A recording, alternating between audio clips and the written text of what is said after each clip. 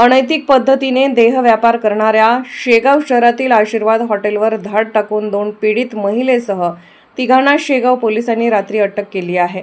शेगाव शहर पोलिसांना मिळालेल्या गोपनीय माहितीनुसार ठाणेदार नितीन पाटील यांच्यासह उपनिरीक्षक कुणाल जाधव यांच्या पथकाने रात्री 7:20 दरम्यान सदरची कारवाई केली।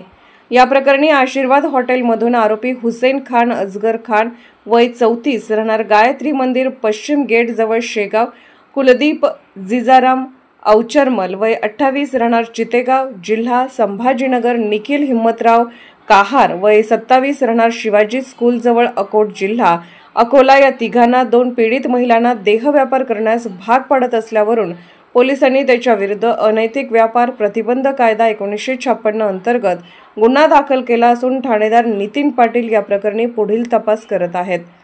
MCN न्यूज मराठी करिता रवी शेगोकार, शेगाव।